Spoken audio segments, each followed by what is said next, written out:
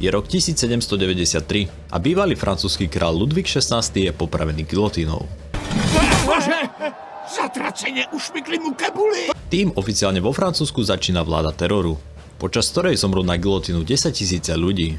Tajná polícia je na každom rohu a Francúzsko bojuje pomaly s každým štátom Európy. Ale ako sme sa z absolutistickej monarchie, kde hlavné slovo má král, následne revolúcie, ktorá mala za cieľ ľuďom priniesť slobodu, rovnosť a blahobyt, dostali k strachu, paranoji a teroru. Na to sa dnes spolu pozrieme.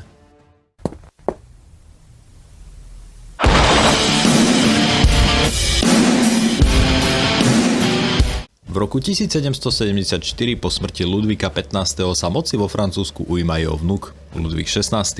Rovno zo začiatku to nemá jednoduché, keďže Francúzsko na tom z ekonomického hľadiska není vôbec dobré. Mám 3 deti a žádný peníze. Proč nemôžu mít žádný deti a 3 peníze? Vyčerpala ho prehraná 7-ročná vojna, mimo iných, luxusný život aristokracie, zastaralý polofeudálny ekonomický systém a neefektívny výber daní. Do toho sa ešte Ludvík XVI rozhodne ekonomicky a vojensky podporiť americkú vojnu za nezávislosť. Francúzsko je na pokraji krachu. I have no money! Král sa rozhoduje zvýšiť dane na najspodnejšiu vrstvu spoločnosti, čo ľudí veľmi naštve. Táto celospoločenská frustrácia bežných ľudí sa ešte znásobí novými osvietenskými myšlienkami, ktoré často spochybňujú monarchiu a božské právo kráľa vládnuť len kvôli jeho pôvodu. Artuši, jestliže dokážeš vytáhnout meč z toho kamene a tím prokážeš, že jsi opravdu jediným králem Kamelotu, pomiluji se s tebou rovnou tady na mítině. A co když s ním jen pohnu, dotkneš se mě? Predposledný klinec do raky kráľovstvu sú neúrodné roky v roku 1787 až 89, kedy kvôli počasu je veľmi zlá úroda. Ceny chleba vyskočia do nebies, Ludvík sa to rozhoduje riešiť zvolaním generálneho stavu v roku 1789. Čo bol orgán, v ktorom mali zastúpenie aj obyčajní ľudia. Bol zvolaný prvýkrát po 175 rokoch. A k tomuhle Nikláku se váže moc zajímavá historka. Na tomto zhromaždení sa diskutovalo a hlasovalo o riešení krízy. Problém bol, že sa hlasovalo podľa stavov, ktoré boli 3. Prvým bolo duchovenstvo, druhým šlachta a tretím všetci ostatní. Napriek tomu, že tretí stav tvoril zhruba 95% populácie, mal na zhromaždení najviac poslancov, tým, že sa hlasovalo podľa stavov, bol vždy prehlasovaný. Keďže väčšinou hlasovanie vyzeralo duchovenstvo plus šlachta 2 hlasy za, tretí stav 1 hlas proti, čímž pádom návrh prešiel. Čiže duchovenstvo spolu so šlachtou si de facto vedeli prehlasovať, čo len chceli, a tretí stav nevedel pretlačiť vôbec nič. Dobrá, výběr se nám zúžil na 2 možná jména. Tak kdo je pro Bugs Bunny? A kdo je pro retardovaný králík Efraim? Preto sa tretí stav zobral Jděte všichni k šípku. a na oddelenom zasadnutí vyhlásil národné zhromaždenie. Čiže nový orgán, ktorý mal podľa nich ako jediný právo zastupovať ľud. Ludvík na to reagoval tak, že im zamkol chod do budovy. Pán taxíkar, vy ste nás zamkli. Oni na to reagovali tak, Já šálím! Já šálím! že sa presunuli do inej budovy. V tomto prípade do tenisového kurtu. Začali sa deliť na rôzne frakcie. Pre zjednodušenie ich rozdelím iba na 2. Jakobíni, ktorým velel Robespierre, chceli zrušiť monarchiu aj cirkev. Druhá frakcia, umiernení, chceli zachovať kráľa ako konštitučného monarchu a akurát zaviesť rovnosť pre všetkých. Král sa začínal obávať povstania a tak povolal armádu k Parížu. To keď sa dozvedeli v národnom zhromaždení, sa začali obávať, že armáda ich ide zatknúť, prípadne popraviť. A tak národné zhromaždenie vyhlásilo vznik Národnej gardy. Rýchlo sa k nim pripojili aj mnohí členovia francúzskej armády a vyhlásili deklaráciu práv človeka a občana. 14. júla 1789 sa dav ľudu rozhodol prepadnúť vojenskú nemocnicu v Paríži, v ktorej boli uschované zbrane. Potrebovali však do nich aj strelný prach a tak sa rozhodli obsadiť Bastilu, parížskú väznicu. Tu násilím obsadili a hlavu jej guvernéra napichli na kôl.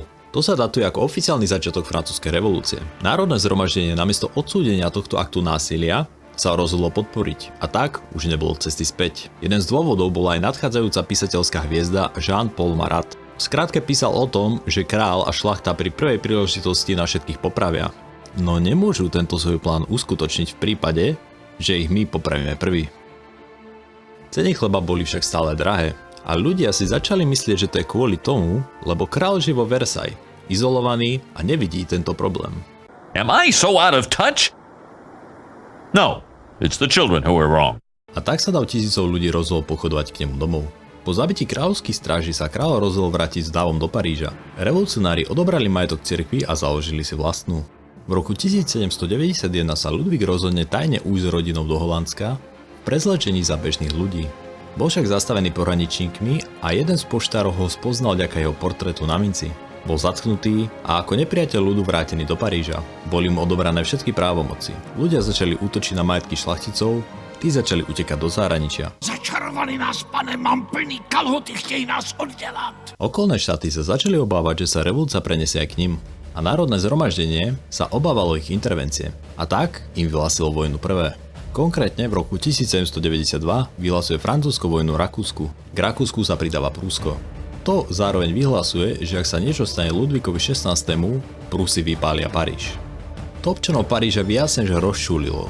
Chvíľu na to je oficiálne vyhlásená Francúzska republika spolu s novým kalendárom. V Paríži začína hromadné zatýkanie nepriateľov revolúcie, najmä šlachticov a duchovenstva. Robespierre zahájí hlasovanie o tom, či popraviť teraz už bývalého kráľa. O jeden hlas je odsúhlasená poprava. V roku 1793 je Ludvík XVI popravený To vážne? Ešte musím kvôli tomu liezť hore? Dones koši. gilotínou. Tým nám začína obdobie teroru. Behom neho budú na gilotínu popravení 10 000 ľudí. Pridávajú sa do toho aj kontrarevolúcie. Na strane revolúcie získava stále vyššie hodnosti istý Napoleon Bonaparte. Marat začal volať po poprave umiernených. Umiernení ho chceli zatknúť, nakoniec umiernení sú popravení a Marat zavraždený vo svojej vani.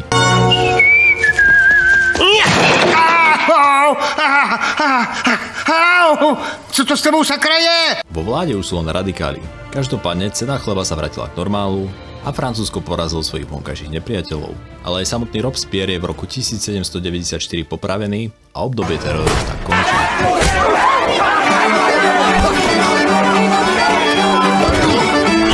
Nie je však francúzska revolúcia. K moci sa dostáva umiernená frakcia. Tá sa však postupne kvôli korupcii stáva nepopulárna. Corruption is not bad. Corruption is only bad if I'm not involved. Yes. But if I'm part of that corruption, I'll defend it. Nakoniec, v roku 1799 spraví istý generál Napoleon prevrat a stáva sa de facto diktátorom.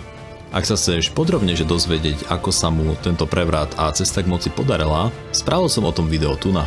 A tým oficiálne končí francúzska revolúcia. Jo, nakonec všechno dobře dopadlo, Cože? Bart je mrtvý? ale moje lítost mu život nevrátí. Cikánka říkala, že ano. Tam mi nemá co poroučet.